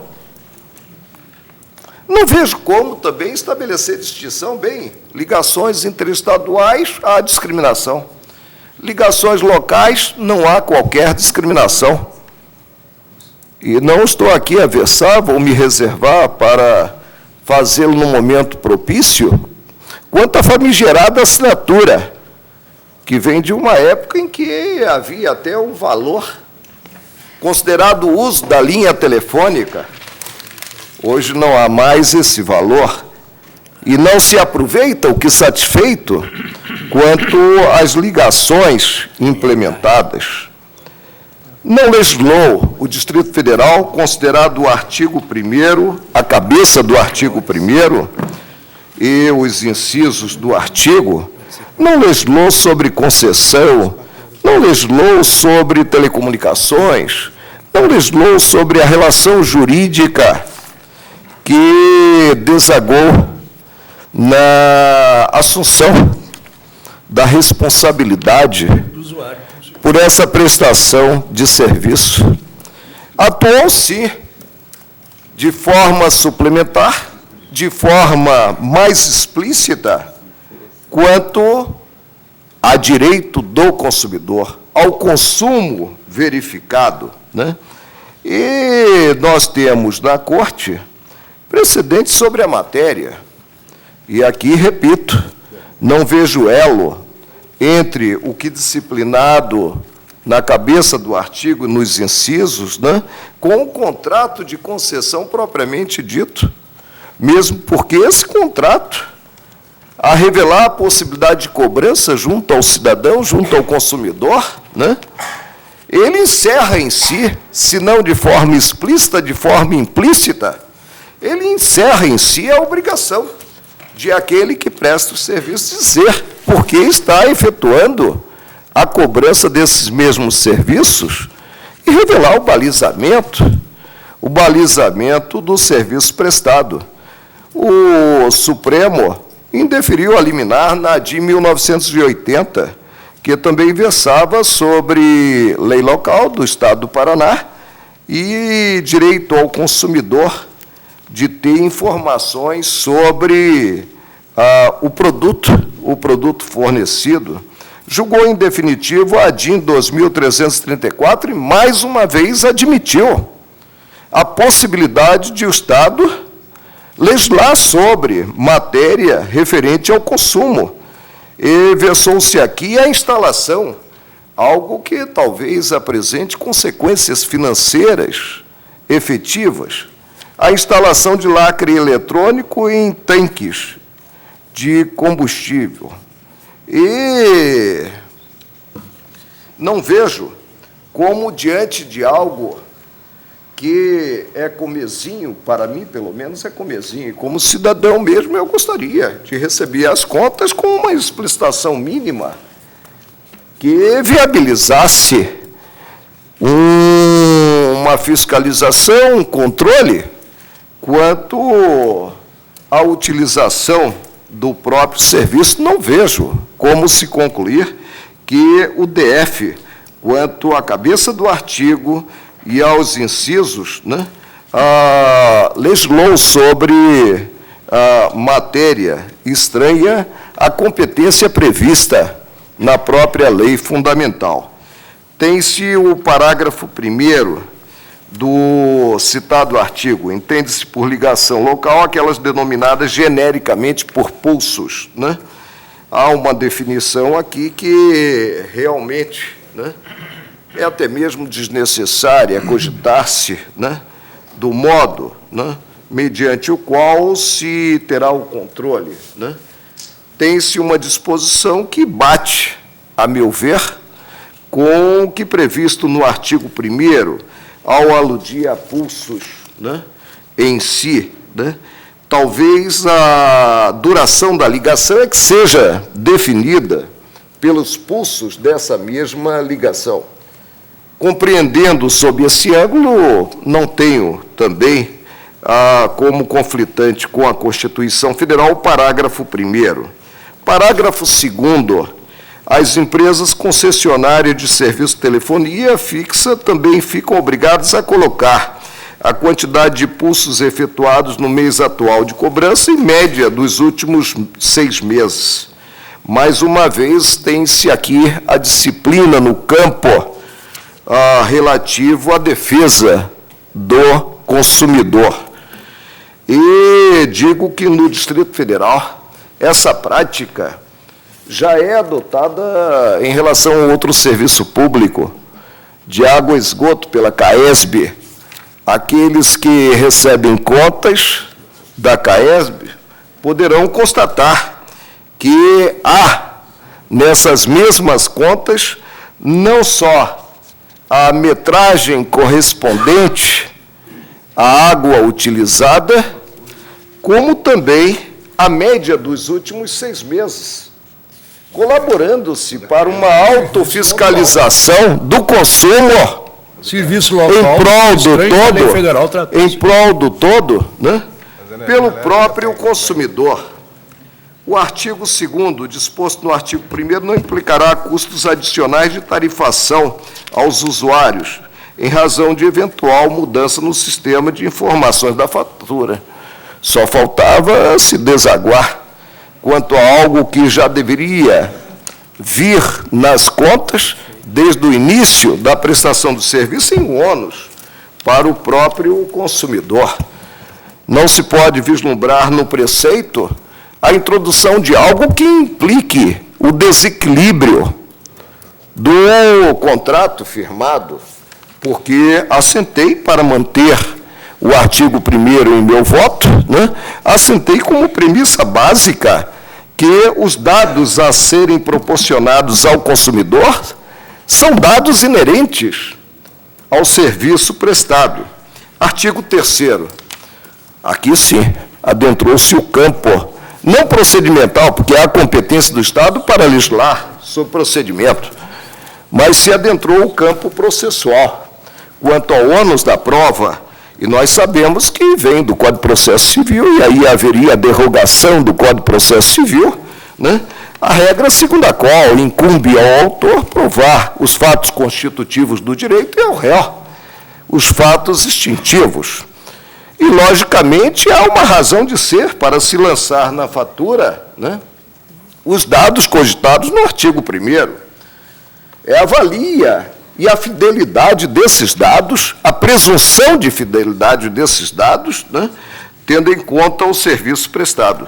Há uma inversão aqui da prova, em caso de contestação da fatura telefônica, a medição aferida não será admitida como prova. Nós poderíamos ter até essa regra a partir do Código de Processo Civil, a observância dessa ótica a partir do Código de Processo Civil, no estágio anterior a essa lei. Eu imagino que a lei venha sendo cumprida, né, no que se contém a exigência de fornecimento de dados. Então, concluindo, presidente, né, eu peço vênia ao ministro relator e aos que o acompanharam, já praticamente formando a maioria, né? Eu creio que a maioria está formada, né? Para divergir de Sua Excelência. E, nesse embate, prestadores de serviço, consumidor, vejo como parte mais fraca o consumidor. Razão de ser do próprio Código, que a Constituição Federal previu, que seria, né, aprovado em um certo tempo, para divergir de Sua Excelência e deferir a medida cauteladora apenas quanto ao artigo 3º, o artigo que versa realmente sobre matéria processual, cuja disciplina incumbe à União e não ao Estado-membro. É como voto. E desejo ressaltar que ainda estou no campo precário e efêmero, né, do exame do pleito de concessão de liminar, em que pense a discussão profunda, né, sobre a matéria, né, e caminho nesse sentido, sopesando até mesmo valores em jogo. Entendo que a concessão da liminar, a essa altura, após a passagem de 2 anos, né, implicará verdadeiro retrocesso. Ministro Macorelli, portanto, defere em parte, somente em relação ao artigo 3º. Como vota o ministro Celso de Mello. Senhor presidente, impressionou-me o douto voto proferido pelo eminente ministro Carlos Brito. Tenderia a acompanhá-lo, mas não posso fazê-lo, consideradas as razões expostas pelo eminente ministro Peluso, cujo voto teve em perspectiva, considerada a própria matéria disciplinada na lei distrital em questão, a repartição constitucional de competências estatais que se delineia no contexto do Estado Federal brasileiro, notadamente em face do que prescreve o artigo 22, inciso 4º, da Lei Fundamental. É certo, senhor presidente, que a Constituição Federal determina, em seu artigo 150, parágrafo 5º, que o poder público, mediante lei, adote medidas que esclareçam os consumidores acerca dos impostos que incidam sobre mercadorias e serviços, o que legitimaria o Distrito Federal, que dispõe de competência constitucional para instituir, arrecadar e fiscalizar o ICMS incidente sobre os serviços de comunicação, a prescrever medidas que tenham por destinatário o próprio sujeito passivo da obrigação tributária, sobre quem pode incidir norma que dele exija a discriminação de certos dados informativos, como aqueles, tais como salientados pelo eminente ministro relator, o ministro César Peluso, o de emitir e escriturar notas fiscais que documentem a realização histórica do fato gerador. Inquestionável, senhor presidente, na linha do que salientou o eminente ministro Carlos Brito, e a respeito do que, tenho a impressão, não há divergência nesta Corte, considerada a essencialidade dessa prerrogativa básica que assiste ao consumidor, que assiste ao consumidor o direito básico à informação, tal como proclama o artigo 6º, inciso 3º do Código de Defesa do Consumidor, que assegura ao consumidor, mas na linha do que também determina o artigo 3º da Lei Geral de Telecomunicações, o direito de obter informação adequada e clara sobre os diferentes produtos e serviços, com especificação correta de quantidade, características, composição, qualidade e preço. Ocorre, no entanto, senhor presidente, ao menos em sede de delibação, e sem prejuízo de reapreciação desta matéria em momento oportuno, que o Distrito Federal parece ter agido ultra vires, indo além dos limites materiais delineados em termos de competência normativa pelo próprio texto da Constituição da República. A lei em questão, editada pelo Distrito Federal, parece haver interferido no regime jurídico das concessões, mas das concessões em tema de serviços públicos que se incluem na esfera de privativa atribuição da União Federal. Essa mesma lei também pode afetar a própria equação econômico-financeira dessa especial modalidade de contrato de direito público, que é o contrato de concessão, além de haver aparentemente incidido em matéria que a Lei Fundamental da República, no artigo 175, parágrafo único, atribuiu à União no que se refere à definição dos parâmetros gerais que devem reger em matéria de concessão os direitos dos usuários, tanto quanto a própria política tarifária, parecendo transgredir desse modo a própria legislação fundamental que a União Federal fez editar no legítimo desempenho de atribuição normativa a respeito dessa matéria. Mas há um outro aspecto que me parece muito relevante, senhor presidente, é que o plenário desta Corte, enfrentando uma questão, eu diria, idêntica, não é, a que horas se debate nesta sede processual, não só deferiu a medida cautelar no julgamento da ADIM 2615 de Santa Catarina, proferindo, então, decisão consubstanciada na seguinte ementa: verbis, constitucional, projeto de lei estadual de origem parlamentar, veto total, promulgação da lei pela Assembleia, tal como aconteceu na espécie, norma que disciplina a forma e condições de cobrança pelas empresas de telecomunicações, matéria privativa da União, ofensa ao artigo tal da Constituição Federal. Mas, mais do que isso, senhor presidente, é claro que não se trata ainda de um julgamento encerrado.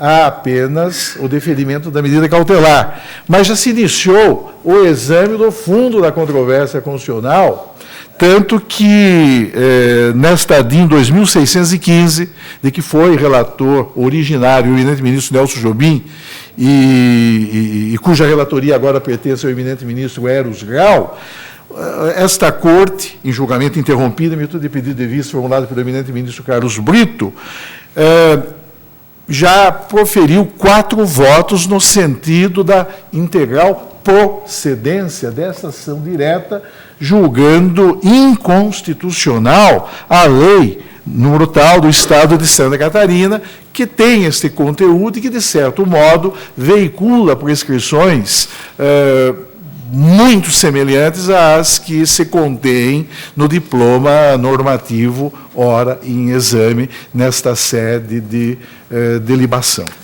Assim, senhor presidente, com essas breves considerações, e não sem antes reconhecer os importantes fundamentos que animam o voto do eminente ministro Carlos Brito, no entanto, presentes essas razões e muito mais aquelas constantes dos votos dos eminentes ministros Peluso, Carmen Lúcia, eu peço vênia e Marco Aurélio, eu, no entanto, peço vênia, senhor presidente, para, no caso, deferir o pedido de medida cautelar. O ministro Celso de Mello, portanto, defere. Ministro Sepúlveda, pertence. Senhor presidente, comoveu-me a generosidade do voto do eminente ministro Carlos Brito. Quase me balançou. mas não consegui fugir a balizas dogmáticas que me parecem muito claras. Desde quando a técnica do velho federalismo dualista se veio somar nas Constituições federais mais modernas, a técnica da repartição vertical de competência, entre nós, retratada no artigo 24 da Constituição, ampliaram-se as zonas cinzentas, quando se cuida de identificar se determinada matéria está confiada à exclusividade da ordem central ou admite a interferência suplementar das ordens parciais da Federação. Há um campo, no entanto, um campo normativo, no entanto, senhora presidente, em que não há pensar em competência concorrente. É o da regulação dos serviços públicos. E, a meu ver, aqui, o artigo 175 da Constituição supera e afasta todas as normas gerais da discriminação de competência. No caput, a expressão poder público identifica que se trata de uma competência de cada ente federativo, conforme lhe for atribuído ou não determinado serviço público. O artigo 175 incumbe ao poder público, na forma da lei, diretamente ou sob regime de concessão ou permissão, sempre através de licitação, a prestação de serviços públicos. E no parágrafo 1º, a lei, que obviamente será a lei do concedente em relação a cada serviço público, diz o parágrafo 1º, a lei disporá sobre 2. Os direitos dos usuários. 3. Política tarifária. A meu ver, aqui é exaustiva a competência. Não consigo, com o perdão, primeiro pelo uso da expressão, e segundo pelo seu generoso entusiasmo dos, entre aspas, e não subscrevo, consumeristas, eu entendo que aqui a competência, cuidando-se de um serviço público federal, a competência da União é privativa e exaustiva. Não consigo distinguir aqui, além desta mandado de legislar sobre os direitos dos usuários, haja margem para suplementações a título de proteção de consumidor, que consumidor é exatamente o usuário do serviço público. Por isso eu peço todas as vezes a dissidência a partir do voto comovente do eminente ministro Carlos Brito para deferir a liminar acompanhando o preciso voto do ministro César Peluso. Mas, Excelência, eu quero registrar com agrado, um especial agrado, porque todo voto de Vossa Excelência é digno de todo aplauso, de todo respeito, mas com especial agrado, esse fecho... É a proteção do idoso que a Constituição define. Não é. Vossa Excelência continua perenemente atual nas suas ideias e de uma jovialidade que nos estimula a todos, um pouquinho mais jovens. Mas esse fecho do voto de Vossa Excelência, identificando a figura do usuário com a figura do consumidor, me é sobremodo agradável e até confortador intelectualmente. Eu venho defendendo esse ponto de vista e isso traz importantíssimas consequências hermenêuticas. Então, eu, ainda que perdendo o meu ponto de vista, né, não foi corroborado por Vossa Excelência, mas expresso o meu especialíssimo agrado por esse fecho do voto de Vossa Excelência. Senhores ministros, também têm voto na matéria e redigi um pequeno voto escrito, no qual expresso a minha concordância com a conclusão do eminente relator, sem, no entanto, deixar de render as devidas homenagens aos que votaram na divergência parcial ou total. Para proclamar o resultado, vou pedir apoio ao ministro Gilmar Mendes, que aqui esteve me substituindo, para rememorar o voto do ministro Marco Aurélio. Era para deferir em parte quanto ao artigo 3º. O ministro Celso de Mello? Eu acompanho o eminente relator. Acompanha o relator. O ministro Sepúlveda pertence, acompanha também o relator e eu também. Proclamo, portanto, o resultado. Difícil essa proclamação. O tribunal, por maioria, deferiu a medida cautelar nos termos do voto do relator. Vencido o ministro Carlos Brito, que a indeferia, e vencidos em parte os ministros Joaquim Barbosa, que deferia quanto ao artigo 1º e seus incisos. Indeferia quanto ao artigo 1º. Indeferia quanto ao artigo 1º e seus incisos. Então, Vossa Excelência defere quanto ao artigo 3º, coincidindo o voto com o ministro Marco Aurélio. Pois não.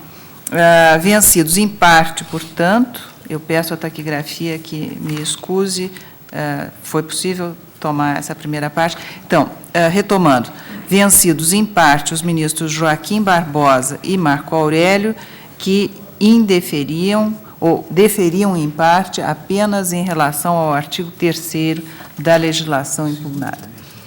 Senhores ministros... Eu indeferia com relação ao artigo 1º e seus incisos. Sim. E deferia quanto aos demais. Quanto a todo mais, e o ministro Marco Aurélio se restringe ao artigo 3º. Então, vamos novamente, a bem da clareza da proclamação, anunciar que o ministro Joaquim Barbosa defere em parte quanto ao artigo 1º e seus incisos e indefere quanto ao mais, enquanto o ministro Marco Aurélio defere o pedido quanto ao artigo 3º. Senhores ministros, são 16h15, fazemos um breve intervalo de 20 minutos. Muito bem.